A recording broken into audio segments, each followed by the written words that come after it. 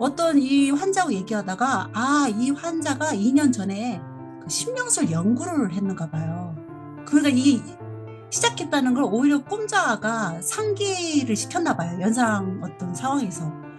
근데 그 해석을 들어가다 보니까 그 아이는 환자가 그 신명술 연구에 대해서 아마 과도하게 너무 몰두해 있거나 아니면 그 신명술 연구 방법이 조금 편향돼 있거나 이런 태도를 가지고 있다라는 것을 이 꿈자한테 알려주기 위해서 이 아이가 등장했다는 거예요. 이 여동생 아이라는 이 아이가 우리가 알고 있는 그런 아이의 실체라기보다는 심적 관계를 보여주기 위해서, 아니, 심적 관심을 드러내기 위해서 형상화한 거죠. 그래서 분석가로부터 연상과 어떤 의견을 제공받는 환자한테도 영향을 미치지만 이거는 분석가도 함께 작용을 일으키는 거기 때문에 그래서 실제적이다라고 하는 거예요. 그래서 여기도 제가 뭐좀 모르겠지만 그 왜 앞에 챕터에서 그 변증법적 관계라고 한 것처럼 정과 뭐 반이 만나서 새로운 어떤 제3의 관계라든가 제3의 요소로 가는 것처럼 그런 작용을 이 환자와 분석가는 계속 서로가 상호 관계가 있기 때문에 이건 실제적이라고 볼 수 있다라고 했고요. 이런 실제적인 작용이 일어남에 따라 그 환자들한테 연상도 도움이 될 수 있는 건데, 이 연상에 정말 도움이 되게끔 하기 위해서는 원신의 심리학, 신화, 고고학, 비교학, 그리고 확정 자료라고 얘기했던 것들 있잖아요. 이런 것들, 유비 자료들이, 그래서 우리는 계속 탐구가 필요하다.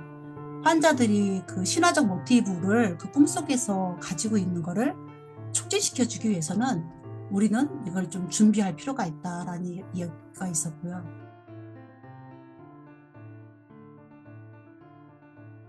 오늘 내용은 뭐냐면, 저번 시간에는 그 변증법적 치료 방식에 대해서 이야기를 했잖아요. 해겔의 정반합의 원리처럼 이 그러니까 치료 과정에서 변증법이라는 것은, 융의 여기 이제 책의 용어가 이제 환자로 되어 있으니까 환자라고 할게요. 치료자와 환자의 다 각각의 개별 정신, 그죠? 개별 정신 둘이 만나서 이제 여기서 어떤 작용이 일어나고, 아까 우리 선생님 잘 얘기해 주셨는데, 그런 작용이 일어나면서 무언가 제3의 것이 만들어지고 또 거기서 또 정반 이렇게 어, 대명제와 작은 명제가 또 이렇게 나뉘면서 이것이 다시 또 합쳐지고 이게 역동적으로 계속해서 이제 변화되어 가는 거죠. 제3의 정신이 탄생하고 또 탄생하고 하는 이제 그런 과정의 어떤 정신치료 방식에 대해서 이야기를 했습니다. 이때 여기서 이제 고유성이라는 거, 우리 고유하다라는 말을 너무 어렵게 생각 안 하셔도 돼요, 선생님들. 고유성. 그러니까는, 어, 왜 여기서 고유하다라는 말이 나오는가 보면은 그 정신치료 방식에는 굉장히 다양한 게 있다라는 거예요. 다양한 게 있다. 그 이론이 나왔다라는 거는 개개인마다 맞아 떨어지기 때문에 나왔다라는 거죠. 그래서 틀린 이론이 아니다. 이 사람한테는 이 이론이 맞고 저 사람한테는 저 이론이 맞고. 그쵸? 그런 이제 이야기를 하고 있습니다. 그래서 다양한 이론이 존재하고 이게 치료에 이바지하는 게 이제 맞다. 그러면서 그렇다라는 것은, 조금 집단화된 그런 이론이라는 거잖아요. 한 사람 한 사람도 맞지만, 이런 부류의 사람한테는 이게 맞고 저런 부류의 사람한테는 이게 맞고 하면서 그런데 그 방식으로 안 되는 게 있다라고 이제 오늘 이야기를 하는 거예요. 그 방식으로 안 되는 게 있다. 이게 바로 고유함 때문에 그렇다라는 거예요. 고유하다라는 거. 개별적이라는 거죠. 그래서 이은이가 사람이고 인간이라는 부류 안에 들어가지만 이은이는 저 딱 하나잖아요. 선생님들도 딱 하나고. 이것 자체가 이제 개별적인 거고 고유한 거죠. 그쵸? 그런데 또 여기서 고유하다라는 게 성립이 되려면 보편적인 원리가 있기 때문에 또 고유한 게 성립이 되는 거죠. 이런 그 변증법의 과정이 항상 이런 모순을 안고 간다. 그쵸. 이런 모순을 안고 가고 치료라는 것은 이러한 모순을 극복하는 거다. 그 과정으로 이렇게 가는 거다. 그래서 고요한 거는 나로서의 어떤 개별적인 거. 이제 그것을 찾아가야지만 치료가 되는 것이 있지. 이런 다양한 이론이 언제는 부분적으로 맞아떨어지지만 어느 때는 맞아떨어지지 않을 때가 온다, 있다, 있는 사람이 있다. 그게 바로 고요한 게 필요할 때라는 거예요. 고요하고 개별적인 게 필요할 때. 그때 이제 융이 이제 말하고자 하는 게 바로 변증법적 치료고, 그런 고요함을 발견을 해야 되고, 그리고 우리가 그거를 대면을 해야 되고 찾아가야 되는데, 어떻게 찾아가야 되느냐라는 내용을 오늘 담고 있는 거예요. 그래서 작용이라는 말이 나왔잖아요. 작용. 작용을 통해서 우리는 그것을 발견하고 찾아가고 따라간다. 그러면서 나의 어떤 그런 그 개별성을 융의 언어로는 자기 실현이죠. 그리고 개성화 과정이죠. 이제 그것을 향해 가게 되는 그런 내용들을 설명을 해주고 있습니다. 저번에 변증법 얘기할 때 변증법은 이 치료의 발달, 다양한 치료의 발달 이론에서 또 하나 파생된 어떤 발달 선상에서 나온 게 아니라 변증법은 그 이전의 모든 치료 방식을 다 부인하고 그 전의 방식을 다 파괴하고 나온 게 이제 변증법이다. 왜냐면은 그 전의 방식은 표면적인 외관상으로 드러나는 어떤 신경증이라던가 그러한 부분에서 적용이 됐다면 변증법은 아무것도 모르는 상태인 거죠. 고유하고 개별적인 걸 다루기 때문에. 그래서 그 이전의 것을 다 파괴하고 이제 하는 거다. 라는 선상에서 그러면 그 고유함을 어떻게 찾아갈 것이냐. 그리고 고유함이 필요한 사람은 도대체 어떤 상태에 놓여 있는 거냐. 이제 이런 내용을 오늘 이야기를 합니다. 이번 정신치료의 목표는 1929년 융의 나이 54세 때죠. 독일 정신치료학회에서 강연한 내용입니다. 그 페이지 인용에 이렇게 있어요. 치료에는 하나의 방법론을 강요할 수 없다. 다양한 견해들이 모두 정당한 권리를 가지고 있다. 그 시대의 대표적인 이론이 바로 프로이트의 성욕 중심 이론과 아들러의 열등감 중심 이론이 있죠. 그래서 프로이트가 말하는 인간상은 쾌락형, 그리고 아들러가 말하는 인간상은 권력형이라고 이제 얘기를 해도 괜찮겠죠. 그래서 융은 이 두 학파의 진리를 모두 인정하면서 환자에 따라 접근을 달리해야 된다라는 이제 그런 말을 하고 있습니다. 그러면 일단 프로이트형, 아들러형이 어떤 이론인가, 무엇인가 한번 이제 배워보자고요. 프로이트형은 한마디로 말해서 삶의 충동적 에너지에 밀려 사는 인간상이라고 얘기를 해도 될 것 같습니다. 프로이트는 그 성격 발달 단계를 유아기 때부터 12세까지 발달 단계를 나눴는데 아기 때부터 태어나서 이렇게 성적 그 민감도 이 쾌감을 느끼는 부위가 그렇게 이제 옮겨가면서 구강기, 항문기, 남근기, 잠재기, 성기기 이렇게 옮겨가면서 발달한다라고 해가지고 이게 이제 그 성역 중심 이론으로 자리를 잡게 되죠. 물론 당연히 이렇게 거부감을 많이 이제 받게 되지만, 프로이트가 말하고자 하는 것은 에너지죠, 에너지. 바로 거기에 집착되는 쾌락을 느껴지는 에너지. 우리 아기들이 0세부터 1세 구강기 때 보면은 뭐든 다 입으로 이렇게 가져가잖아요. 그러니까 그게 좋으니까. 그쵸? 이거를 이제 성적 에너지라고 이제 표현을 한 거죠. 에너지 자체라는 말이 이제 리비도 이렇게 이제 이야기를 하는데 그게 옮겨가는 거죠. 구강기에 문제가 생겼으면 성인이 되어서 이제 문제가 발생을 한다. 많이 먹는다던가, 못 먹는다던가, 말이 많다던가, 담배를 많이 피운다던가, 뭐, 알코올 중독이라던가, 이런 식으로 구강기와 관련된 이제 문제가 생긴다. 이제 이런 얘기를 했죠. 지금 이 문제에 대해서 얘기를 들어보면, 그때의 문제, 구강기 때의 문제, 그러니까 그 쾌락이 완전히 해소되지 못했고 뭔가 문제가 생겼기 때문에 성인이 되어서 쾌락을, 그 쾌락을 계속해서 현상으로 드러내고 있는 거죠. 증상으로. 계속 먹거나. 이제 이러면서 이제 풀고 해소하고 막 이러는 거잖아요. 그러니까 이런 식의 그 쾌락으로 긴장 에너지를 해소하고 또 어떤 이제 억압해야 되고 막 그런 고통이 왔을 때는 그거를 이제 회피하는 이제 이런 식의 어떤 그 신경증 이론에 대해서 이야기를 하고 있는 거죠. 그래서 프로이트형 인간상은 삶의 충동적 에너지에 밀려 사는 인간상이다라고 말을 해볼 수가 있겠습니다. 일단 성인이 되어서 어떤 정신적인 문제를 갖게 되면서 긴장이라는 게 생기겠죠. 자기의 어떤 컴플렉스에 우린 보통 결핍이라고도 표현하기도 하고요.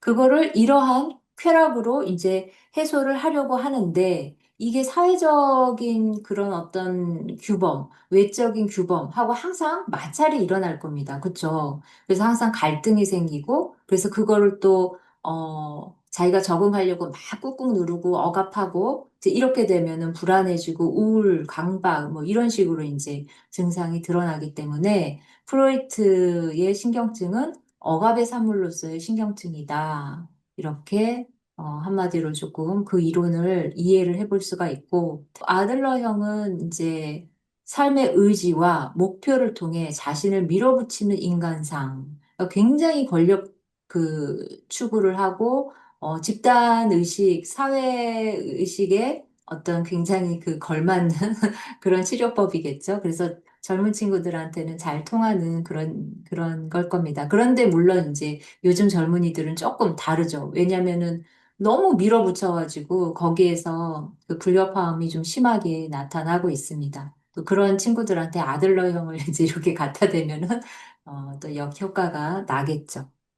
이런 신경증 이론의 다양성, 그리고 그 시대의 대표적인 그 이론이었죠. 그 시대의 사회적 조건들에 의한 집단 심리가 어떠한 심리적 이론의 관점과 딱 맞아떨어지면 너무 그 이론은 아주 그냥 너무 훌륭한 이론이 되는 거죠.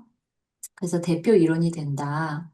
융이 언급하고자 하는 것은 그럼에도 그 집단 심리 외에 다른 치료적 난관들은 존재하죠.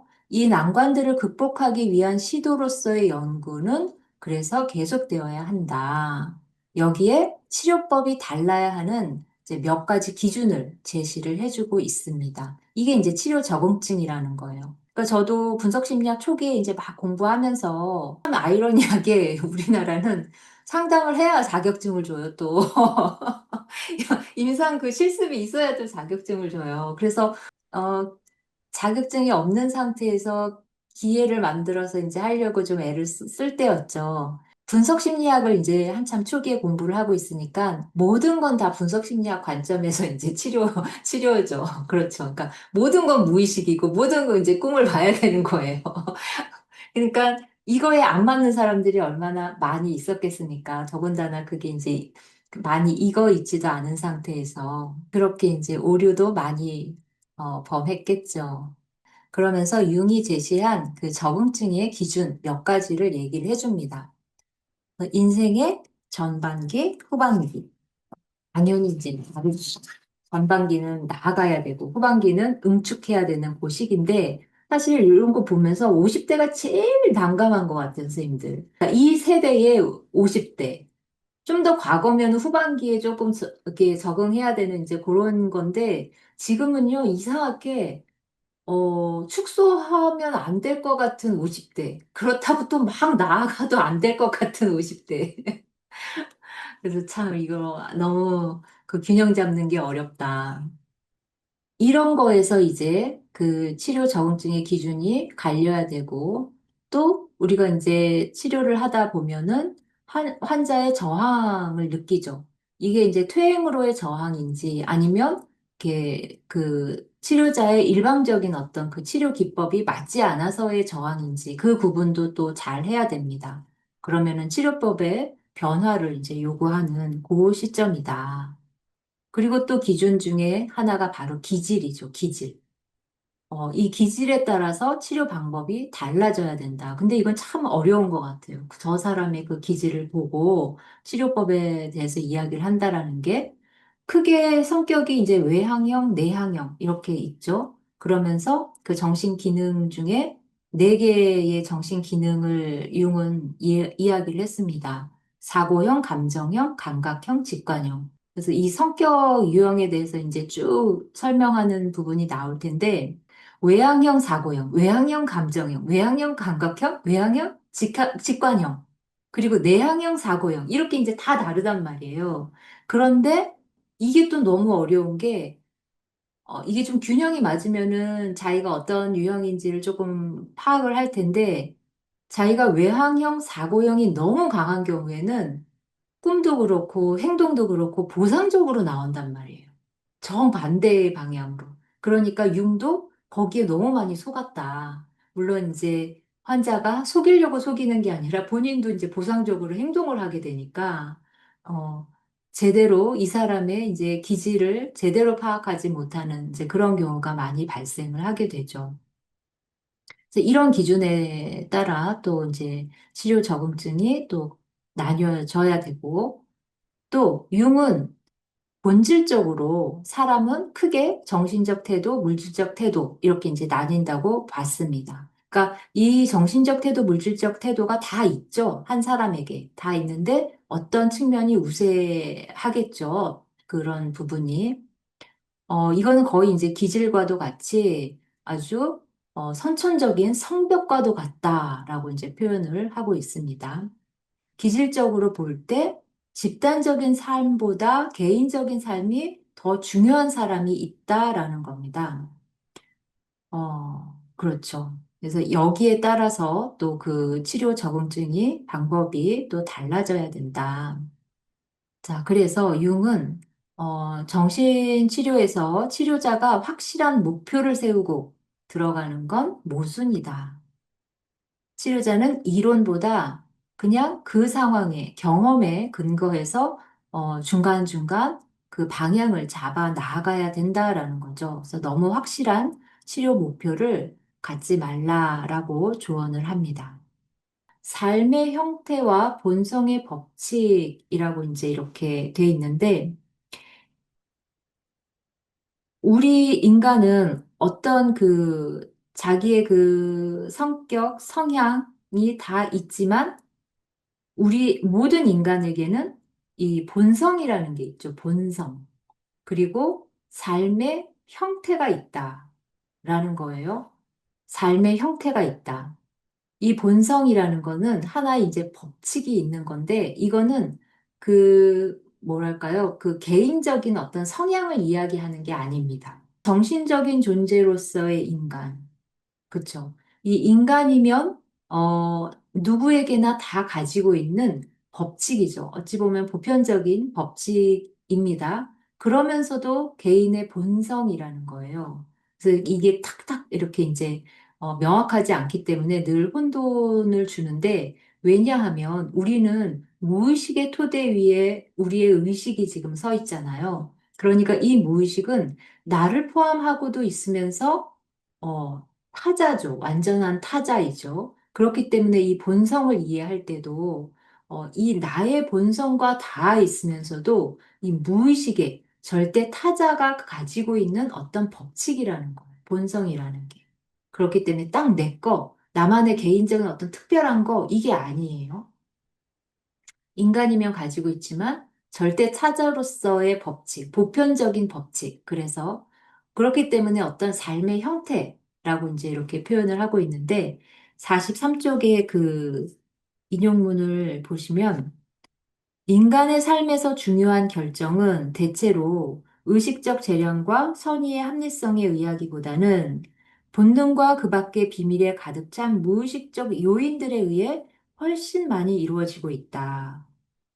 우리가 제대로 된 판단, 이성으로, 나의 제대로 된 그 사고로 딱딱 판단하면서 뭔가 순간순간 결정하는 것 같지만, 우리는 굉장히 비합리적인 체제 안에서 직관적으로 결정을 하면서 살아가고 있는 측면만 봐도, 그 본성이라는 거에 대해서 조금 이렇게 딱 내 거가 아니라 더 확장되어 있는 개념으로 이해를 해볼 수가 있습니다.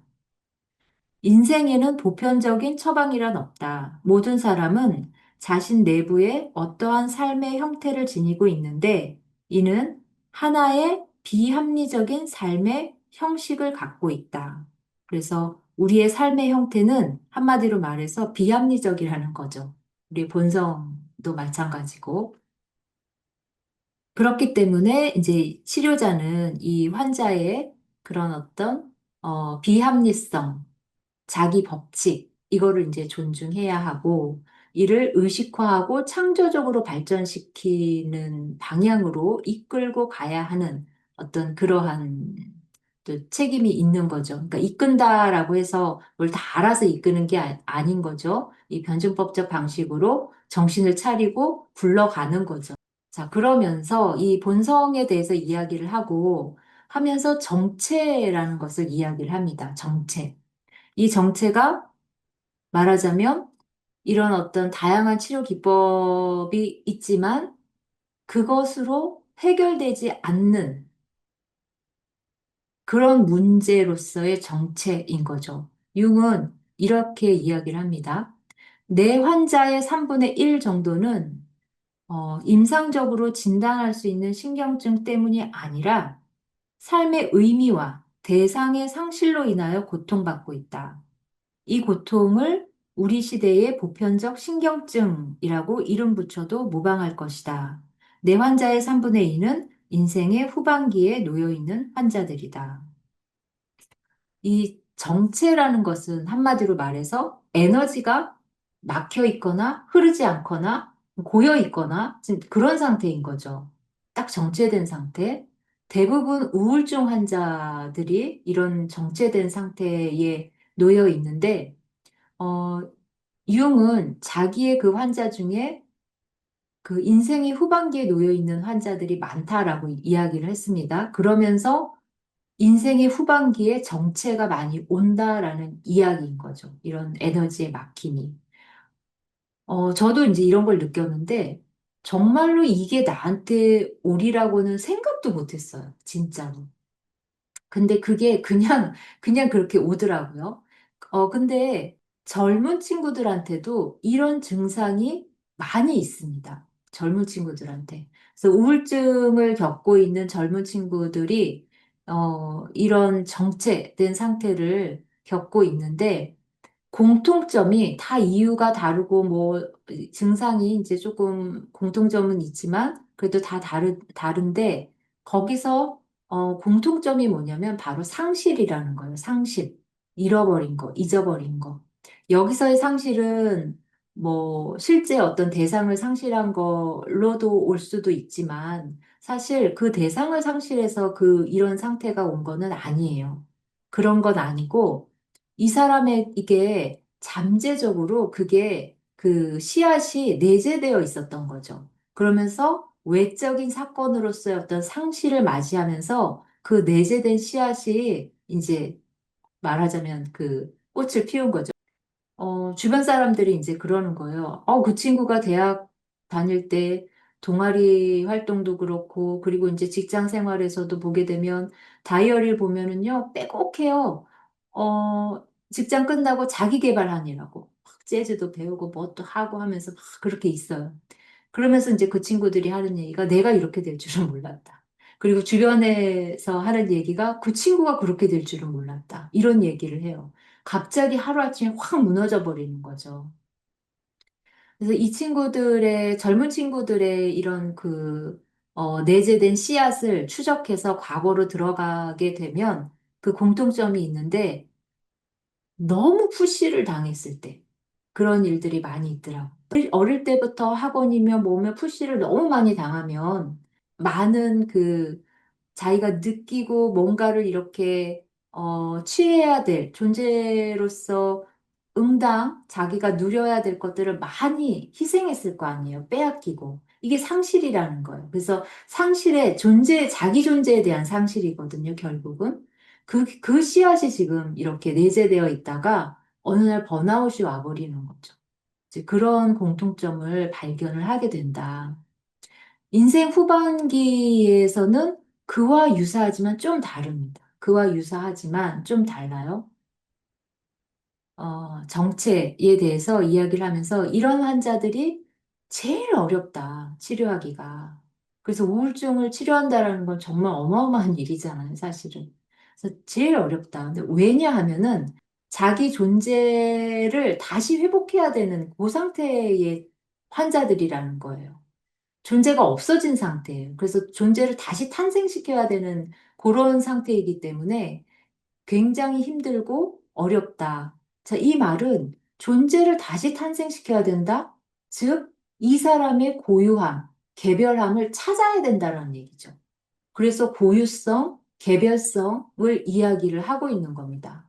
그래서 정체를 이야기를 이제 하고 있는데, 자, 아무도 해결해 줄 수 없는 문제를 안고 있는 사람이다.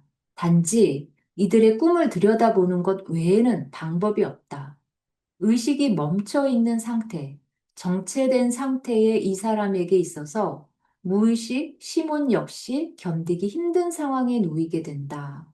이 힘든 심혼은 꿈을 통해 나타난다. 그래서 꿈을 보는 건데요.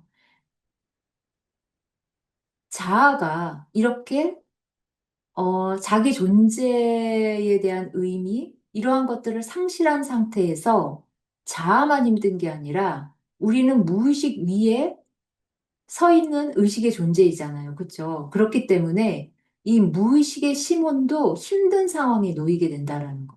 타자로서의 심원도 힘든 상황에 놓이게 된다. 이게 꿈에서 그대로 반영이 돼서 나타나죠. 그렇죠? 그렇기 때문에 고유함, 개별함, 개별성 이거를 회복하기 위해서는 심원을 볼 수밖에 없다라는 거죠. 그래서 정체란 시간이 지남에 따라서 특징적인 반응과 대상 작용을 불러일으키는 하나의 전형적인 사건이다. 전형적인 사건이다라는 건 뭐예요?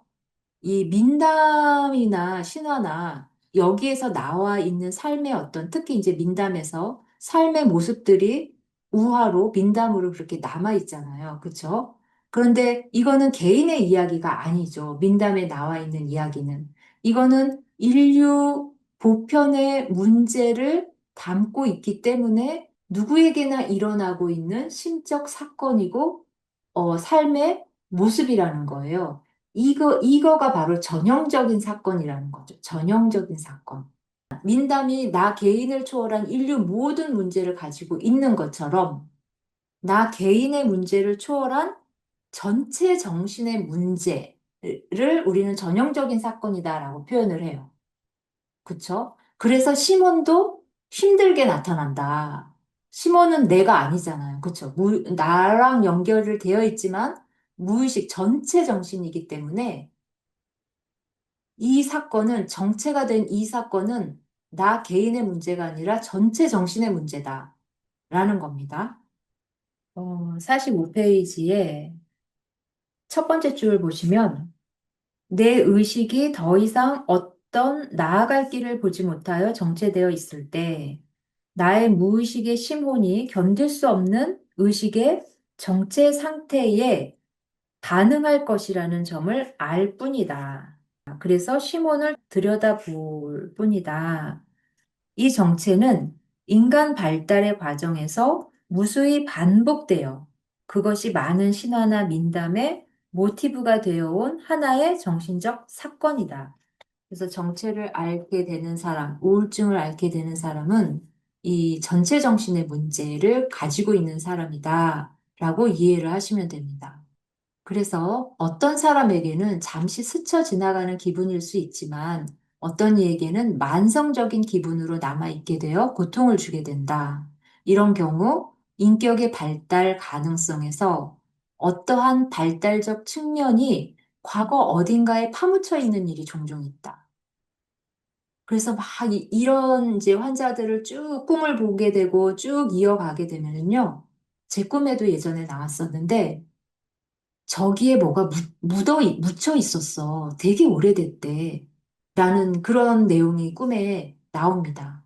그래서 거기서 뭔가 이렇게 끄집어내죠. 죽은 시체가 주로 나와요. 그러면서 이렇게 과거, 발달적 측면이 과거 어딘가에 파묻혀 있는 일이 종종 있다.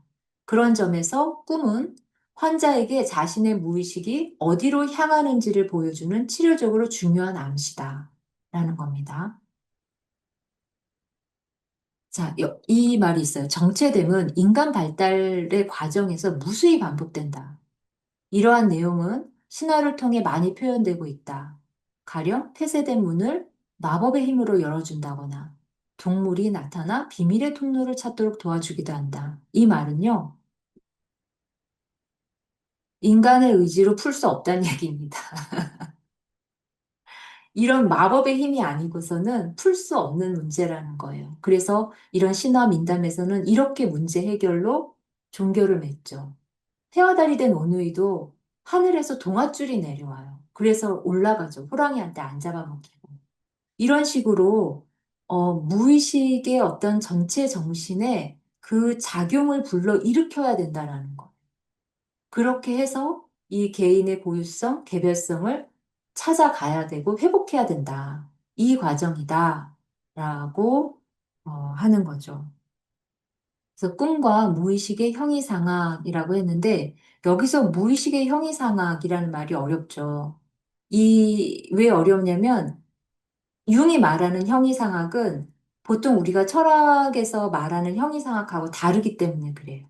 우리가 이해하는 형이상학은 뭐 플라톤의 이데아라던가 어떤 그 존재가 있으면 그 이면에 그 뒤에 진짜 어떤 본질이 있다. 이런 이제 그런 사상이라던가 특히 이제 신학에서는 그 절대적인 존재이잖아요. 신이라는 종교에서는. 그래서 그런 종교의 어떤 인간이 아닌 그 뒷배, 신적인 거, 이건 이제 형이상학인 거잖아요. 이런 것들이. 이걸 이야기하고 있는 게 아니에요. 그래서 융이 말하는 무의식의 형이상학에 대한 이제 그런 이해가 있어야 이 말이 이제 좀 이해가 되는 건데 지금 우리가 이렇게 융이 계속 이야기하고 있는 무의식을 들여다보게 되면 시몬이 등장을 하죠. 그래서 이 꿈꾸니의 어떤 자아의 모습을 반영해 준단 말이에요. 그 무의식적인 측면을. 그렇다라는 거는 무의식의 기능에서 융이 주장하는 무의식의 자율성. 그쵸. 절대 타자로서 무언가 어느 방향으로 나아가고자 하는 자율성이 있어요. 우리 종교에서 신을 존재론적으로 이해하죠. 하나님, 부처님, 이렇게 존재론적으로 이해를 해요. 그런데 융은 무의식을 결코 존재론적으로 이야기한 적이 없어요. 그래서 종교성에 대해서 이야기하지, 종교를 이야기하진 않죠. 그래서 존재론적으로 이야기하는 게 아니라, 그런데 우리가 이제 느끼기에, 우리가 이제 그 시몬을 통해서 존재처럼 느끼지만, 그건 인간의 사고 방식 때문에 그렇잖아요. 그쵸? 그래서 시몬을 통해서 그 존재처럼 느끼지만, 사실 시몬은 하나가 아니죠. 신은 하나지만, 어떻게 종교에서 봤을 때. 이거는 무의식이 하나의 리비도, 에너지로 이해를 하면 좀 이해가 될 텐데, 자아가 어떤 상태에 있느냐에 따라서 어떤 상태로 대응을 하고 무의식이 그러한 거를 보상적으로 또 드러나고 하는 이 모든 일련의 이러한 리비도가 계속 변하잖아요. 그쵸? 그래서 이걸 존재 방식, 존재 방식이라고 융은 설명을 해요. 그래서 무의식의 형이상학은 말하자면 무의식의 존재 방식, 그걸 이야기를 하고 있는 거예요. 그래서 이 꿈과 무의식의 형이상학을 이제 좀 보게 되면 인간 정신의 심층에서 작용하는 힘이다. 이 존재 방식은 이렇게 힘을 쓰고 있습니다. 의식이 막히고 정체될 때 무의식은 꿈을 통해 반응을 한다. 자기 존재 방식을 이렇게 드러내요. 꿈은 단순한 과거 회상이 아니라 무의식의 자발적 방향 제시다. 꿈의 해석은 과학이 아니라 환자에게 실제로 작용하느냐가 기준이다. 그러니까 엄청난 꿈을 꿨어도 개꿈이야. 그러면 그건 개꿈이 되는 거예요. 왜냐하면 실제 작용이 안 일어났기 때문에. 어떤 힘이 환자의 삶에 작용한다라는 것, 바로 그것이 무의식의 형이상학이다. 여기서 형이상학은 경험적, 가시적 세계의 이면에서 인간 정신을 움직이는 실제적 힘의 층이다. 그래서 우리가 그 층을 신화, 상징, 종교, 예감, 꿈, 이런 형태로 확인할 수가 있는 겁니다. 그래서 우리가 이제 민담을 들여다보고, 신화를 들여다보고, 꿈을 들여다보고, 상징을 보게 될 때, 이게 작용이 일어나지 않으면 아무 이제 소용이 없는 것처럼, 이 작용이 일어나면 실질적이고, 이 변화로 나아가게 되는 그런 경험을 하게 된다라는 거죠. 그래서 이거를 우리가 개체의 변형이고 의식의 확장이다라고 말할 수 있는 거고요. 그래서 무의식은 단순한 어떤 그 심리 현상이 아니라 존재의 원리와 연결된 차원으로 융은 설명을 하고 있습니다. 그래서 아까 꿈 이야기를 사례로 하나 얘기를 해줬죠.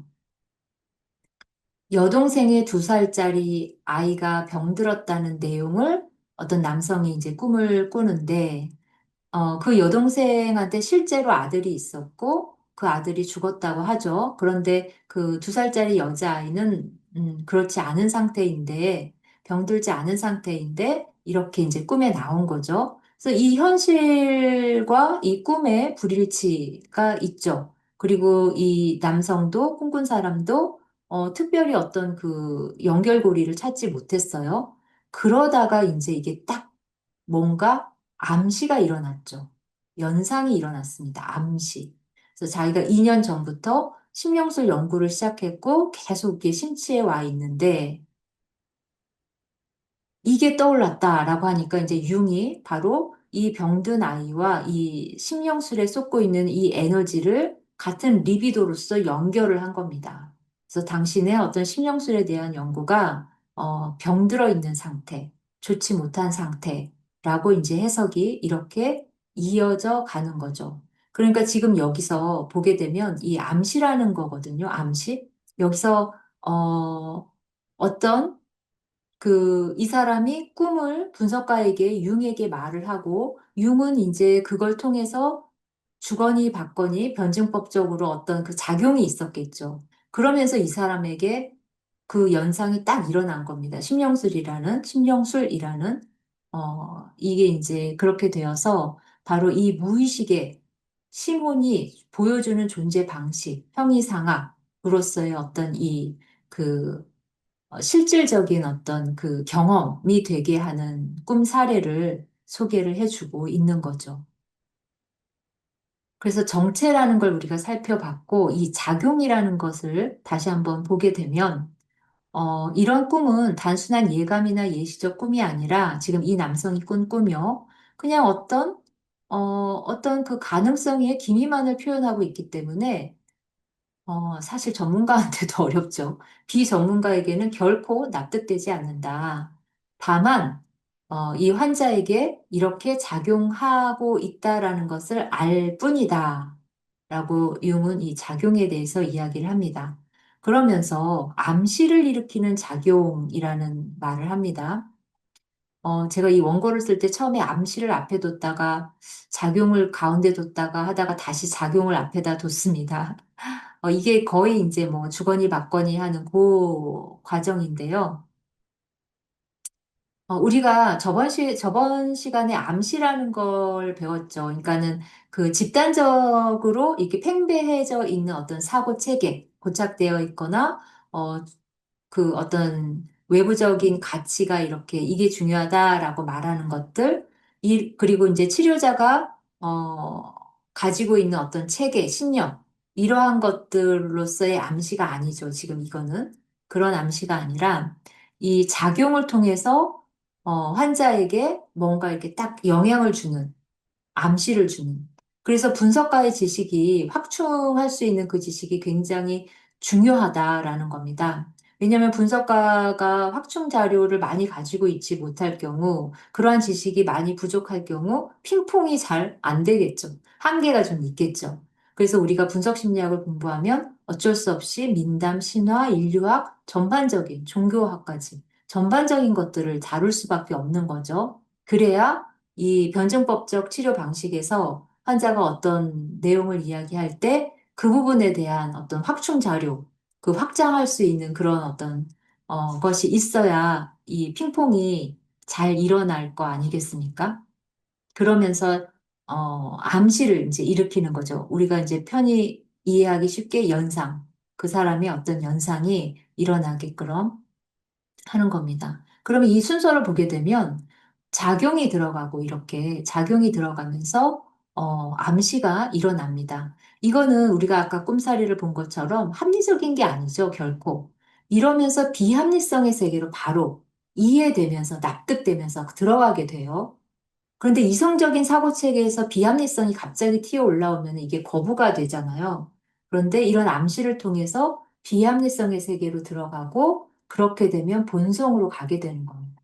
그렇게 했을 때 우리가 고유성, 개별적인 것이라는 통로가 이제 확보가 되는 거죠. 이렇게 이제 들어간다라는 걸 이야기를 하고 있죠.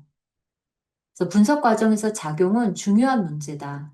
암시를 일으키는 작용은 치료에 있어서 중요한 방향을 제시한다. 융은 작용은 실제적인 것과 같다라고 말한다. 아이러니하게 이 실제적인 것은 비합리적인 경험의 영역에 들어가 있으며 우리의 본성의 세계로 들어갈 수 있는 역할을 제공한다. 이제 이 본문 인용을 조금 이렇게 보시게 되면은 비록 개인적이고 합리적인 삶의 영역에서 최선을 다했으나 아직 거기에서 의미와 만족을 찾지 못한 보통 사람에게는 비합리적인 경험의 영역에 들어갈 수 있다는 것이 대단히 중요하다. 그것을 통해서 통상적이고 일상적인 면이 변화되고 이 변화는 그런 통상적이고 일상적인 면에 하나의 새로운 빛을 부여할 수 있다. 삶에서는 의미를 갖고 있는 가장 작은 것이 의미가 없는 가장 큰 것보다 항상 더 가치가 있다. 작용이란 나의 환자가 그의 본질을 실험하기 시작하여 더 이상 고착되거나 절망적으로 굳어지지 않고 정신적 에너지가 흘러 움직이고 자신이 변하고 미래에 무엇이 되는 정신적 상태를 일으키는 것이다. 상상력의 창조적 활동은 인간을 다만 무엇에 불과하다는 속박으로부터 자유롭게 하여 놀이의 주제자의 상태로 끌어올린다. 자, 그러면서 이 분석가의 지식과 자료의 중요성이 강조가 되고 있습니다. 그래서 원시인의 심리학, 신화, 고고학, 비교 종교학 이러한 것들 공부할 게 너무 많죠. 많아서 좋지 않습니까? 그냥 웃지요. 자, 그러면서 이 그림 그리는 것도 이 작용에 굉장히 중요한 역할을 한다. 그렇죠? 그가 그리고 있는 것은 작용하고 있는 환상이기 때문에, 그쵸? 그리고 있는 동안 무의식의 어떤 작용이 일어나고 있죠. 그래서 그런 작용하고 있는 환상이기 때문에 그가 그리는 것들은 자신의 내부에서 작용하고 있는 것들이다. 그리고 그의 내부에서 작용하고 있는 것은 바로 자기 자신이다. 여기서 자기 자신이다라는 건 그 본성과 함께 이해를 해야 되는 겁니다. 자기 자신이란 더 이상 그의 개인적인 자아가 아니라 그의 자아는 자기 자신의 대상이 되는 지금까지의 자아로서의 그에게는 새롭고 생소한 의미의 자기, 셀비스트이다. 우리가 이제 처음에 읽은 그때 원고를 보니까 이 부분에서 그 마태복음의 예를 이제 인용을 했더라고요. 보니까. 거기에 볼 때 그 예수가 자기의 어떤 죽음과 부활을 제자들한테 이렇게 이제 말씀을 하실 때 자기 자신을 3인칭으로 이제 표현을 합니다. 그래서 사람들이 나를 죽일 것이다 이렇게 말을 하는 게 아니라 사람들이 그를 죽일 것이다 라고 이제 이야기를 하고 그리고 그가 사흘째 되는 날에 살아날 것이다. 이렇게 이제 이야기하는 그 구절을 우리가 인용을 했더라고요. 그러면서 이 예수가 자기 자신을 가르치면서 3인칭으로 가르치고 있는 그 말처럼 이 자아가 대상으로서 이제 그 생소한 또 자기로서의 합쳐졌다고 해야 되나요? 참 이러한 것들을 표현하기가 굉장히 어렵죠. 그런 부분을 이제 그림, 작용, 이제 이러한 것들을 설명하면서 경험을 하게 되는 그런 이야기입니다. 그림을 그려냄으로써 내면의 심상은 가시화되어 대상이 되기 시작하고 그 대상은 암시를 통해 작용하기 시작한다. 일단 그림을 그리는 동안 심리적으로 유화 상태인 환자는 능동적인 역할을 하기 시작한다. 그림의 흔적은 대화의 결과가 허공에 떠 있는 채로 있는 것을 감각적으로 남아있게 한다. 그림의 구체적 형상은 그 상의 모든 부분을 지속적으로 관찰하게 하여 그림은 그것을 통해 효력을 충분히 전개할 수 있다. 이를 통해 환상 속에 현실의 사실들이 들어오고 이로써 환상에 보다 큰 비중보다 큰 효력이 부여된다. 그리고 이러한 스스로 만든 그림들로부터 형언하기 어려운 효력이 실제로 생긴다.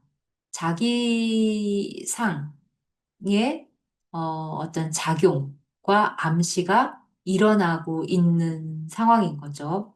그래서 이런 일련의 그림들, 일련의 꿈의 과정들을 쭉 보게 되면 어떤 중심화로 향하는 그것을 이제 발견을 하게 된다. 중심화라는 것은 이 전체 정신의 중심, 융이 말하는 셀프가 있는 곳으로 향하게 된다. 이게 그곳으로 향하게 된다라는 건 자신의 어떤 개별성과 고유성을 회복해가는 과정이죠. 그러니까 융은 이거를 자기 실현이다라고 이야기를 하고 있습니다. 그 과정에서 많은 상징물들이 이제 파생이 되는데 이런 상징들은 다 융이 이야기하는 그 집단 무의식 차원의 집단적 기원의 뿌리를 두고 있다라는 걸 우리가 이제 발견을 하게 되는 거죠. 여기에서 분석가의 어떤 그 지식들이 합성 작업이 돼야 되는 거죠. 후반기 인생에 속하는 사람은 그의 개인적 삶의 의미를 이해하기 위해 그 자신의 내면적 존재를 경험할 필요가 있다. 사회적으로 유용한 것이 바람직하다는 사실은 부인되지 않지만, 그쵸. 이 사회랑 잘 균형을 맞추면서 살아야 되죠. 어, 그러나 더 이상 그의 목표가 될 수는 없다. 55쪽을 조금 더 보세요. 밑에서 다섯 번째 줄. 그는 자신의 창조적 활동이 사회적으로는 무용하다는 것을 충분히 인식하고 있지만, 그러니까 이게 내 창조적 활동이 이 사회적 어떤 그 외부적 가치와 부합하지 않는다고 해서 창조적 활동이 아닌 게 아닙니다. 그냥 아무 상관이 없을 수도 있다라는 거죠. 그것이 그 자신과의 작업이며 자신에게 이로운 선행이라고 느낀다. 이 활동은 그를 병적인 의존심으로부터 더욱 자유롭게 해줌으로써 내적인 안정과 자신에 대한 새로운 신뢰감을 갖게 한다. 그리고 이러한 결과는 또한 환자의 사회적 삶에 유익하다. 왜냐하면 내적으로 안정되고 스스로 신뢰하는 사람은 자신의 무의식과 좋지 않은 관계를 맺고 있는 사람보다 사회적인 업무를 보다 적절히 수행할 것이기 때문이다. 그러니까 우리가 집단에서 멀어졌다고 해서 이게 이제 자신의 어떤 창조성을 조금 멀리 하면은 문제가 되겠지만 자신의 어떤 회복이라던가 창조적 작업, 이제 이러한 거하고 같이 맞물려 갈 때는, 어, 사회적인 관계가 당연히 더 좋을 수밖에 없다라는 이제 그런 이야기를 해주고 있는 거죠. 자, 그 그림들은 인간 정신의 중심화 과정을 보여주며 이는 곧 자기의 탄생을 가리킨다. 이 과정은, 어, 착각이라고 보여지지만 이것은 시몬의 현실이다. 융은 시몬과 의식을 동일시해서는 안 된다라고 말하고 있다. 왜냐하면 시몬적 현실은 의식적 현실로 측정할 수 없기 때문이다.